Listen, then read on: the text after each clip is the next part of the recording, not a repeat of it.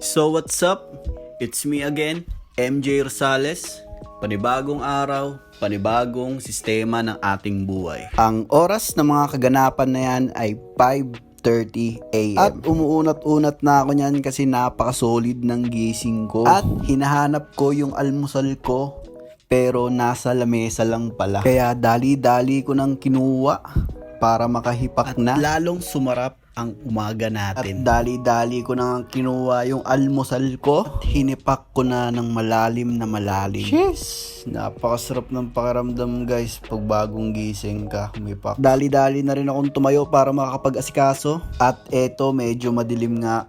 Pero ayun, nakikita nyo naman sa mata ko na sobrang bagong gising pa yan guys. Napaka-solid, bumiblink-blink pa. At humipak na ulit ako para lalong lumamig yung temperature doon sa loob ng katawang ko. At ipapakita ko na rin sa inyo ang view ng terrace namin. Ayan guys, napaka-solid, di ba?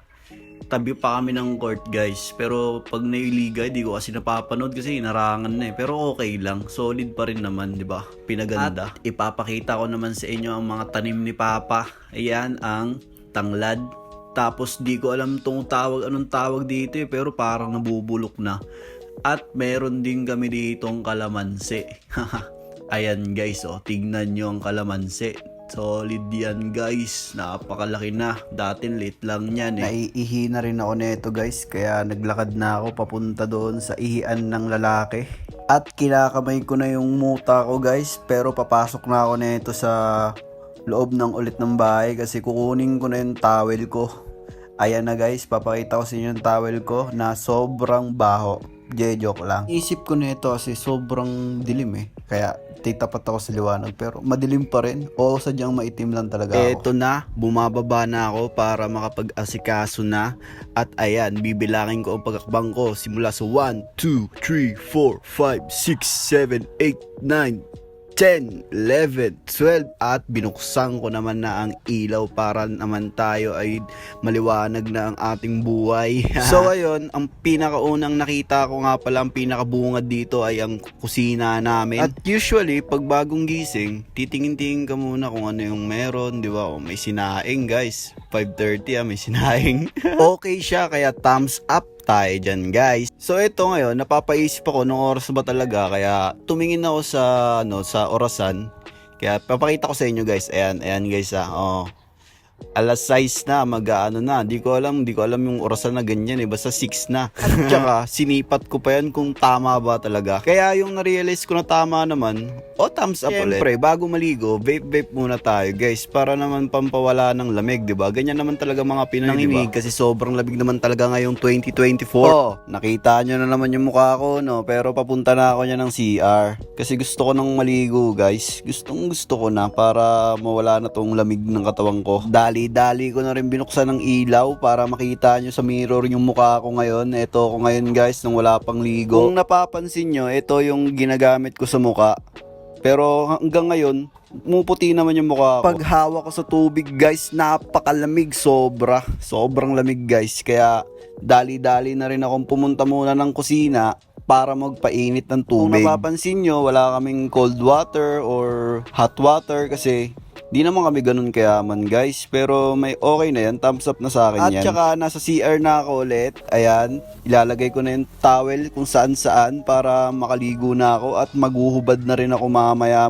Pero hipak muna tayo guys bago maligo kasi yan yung mga nakasanayan natin. Di ba? Bilog-bilog pa ako guys. At tapos niyan, tinabi ko na yung pads ko para maghubad na tayo guys. Magiging Viva Max tayo ngayon. Joke lang. So ayun, tapos na ako maligo ng ganun lang kadali kasi umaga ngayon guys, napakalamig ng tubig. Kaya dali-dali na rin ako niya nagpunas ng paa at ipapakita ko na yung sarili ko ngayon. Di ba? Parang ganun pa rin, twadila-dila pa ako niyan guys, pero nalamig na talaga ako niyan. At ayun, dali-dali muna akong tumingin-tingin kung saan para pumunta na muna sa taas. At ayan na, by step, check by step. Ayan na, nagsasalita kahit di nyo naririnig, di ba? Ayun, nagmukha naman na tayong tao ngayon guys, kaya pupunta na ako ngayon sa kwarto para magbihis. At eto naman, bago ako makapunta ng kwarto, mayroon ako napansin na sobrang ganda. Kasi sumikat na yung araw kaya tingnan nyo to guys, papakita ko. Oh, diba? Napaka-solid. Ayan talagang pinaka-solid na view. Talaga pag bagong sikat yung araw, nakikita nyo talaga, oh, zoom ko pa yan guys. Diba? Oh, napaka-solid talaga. Pumunta na rin ako ng kwarto para makapag-outfit check na tayo guys. Kasi napakatagal na netong video natin. Kaya eto, pinapaspasan ko na. Diba? Nakapagwaray na tayo. Susunod mamaya, magbibisaya naman tayo. Ito ang mga natututunan natin sa mga napupuntahan natin na lugar. Kaya magbibisaya naman tayo. Bago ako magbisaya, pagpasensyahan nyo muna yung katawang ko. At lalo na yung utong ko na maitim. At napaisip ako na kailangan ko na tong bilisan.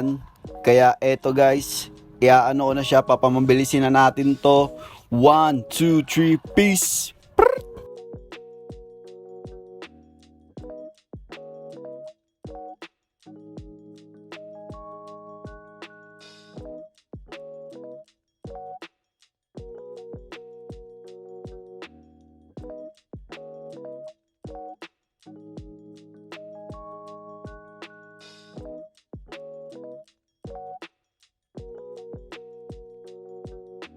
Ayan, finally, outfit check. Yeah, yan na naman tayo guys. Outfit check na at tumatawa-tawa pa ako. Papakita ko rin sa inyo ang alaga ko. Ayan ang pangalan niya pala, si Kenny. Ayan yung alaga ko na malupit na sumasalubong sa akin palagi.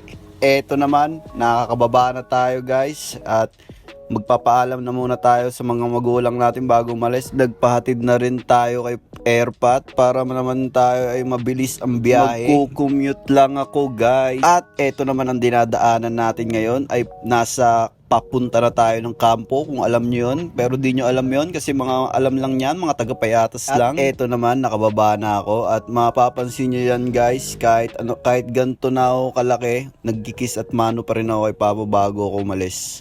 Kaya eto na, naglalakad na tayo sa pedestrian. Di nyo napapansin kasi di ko tinatapat, medyo nahihiya pa ako nyan guys. At andito na rin ako sa San Mateo, kaso medyo napaaga tayo guys, kaya maghanap muna tayo ng makakainan. At meron na rin akong nakita, kaya dali-dali ko na tong pinuntahan. At eto naman yung almusal ko kasi hindi ako nag-almusal kanina sa bahay bago umalis. Yan. Tapos ko kumain, dumaretso na rin ako sa pupuntahan ko para pag-ayos na rin ng requirements dito sa LTO San Mateo. Medyo naiinip na ako guys, kaya tumambay muna tayo sa Getly. Ko rin to guys na sobrang ganda rin pala ng view dito. Kaya ayan, papakita ko sa inyo yung tanawin ng San Mateo. Yan talaga ang San Mateo guys, napaka-solid, diba? At naisip ko, bakit hindi ako pumunta sa taas para makita ko lalo yung view ng San Mateo, diba? Kaya dali-dali na rin ako nag-elevator papunta sa taas.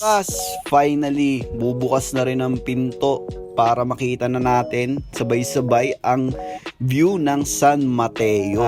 Let's go para makita nyo yung view ng San Mateo. Kaya ito naman talaga yung purpose ng pag-akyat ko. Para kung ano yung nakikita ko, nakikita nyo rin, di ba? Share your blessing. Kung baga naman sa Getly, nakita ko lang to, napansin ko na may smoking area, kaya dali-dali na akong pumunta para makapag-vape na tayo guys. Eto na, hipak-hipak muna tayo para naman yung utak natin maging fresh. Medyo ilang oras na rin tayo niya nag-aantay, kaya di tayo makapag-vape sa baba kasi bawal. Sinabihan ako ng guard na pumunta na lang ako ng taas, maganda rin naman daw yung view, makapag-vape din ako, kaya pumunta ako sa taas at sumakay na ako ng elevator. Kaya wala nang yaya, iikot ko ulit yung camera para makita nyo yung mga bulubundukin dyan, oh, diba? Solid. After ko mag-vape, pumunta na rin ako sa elevator kasi baka tinawag na yung pangalan ko doon or etc. Kasi hindi ko alam.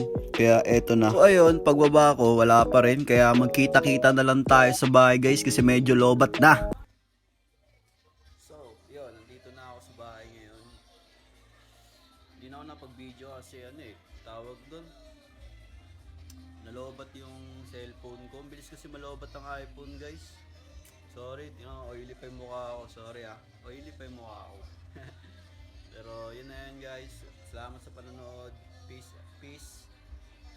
of mind. Yeah, let's go.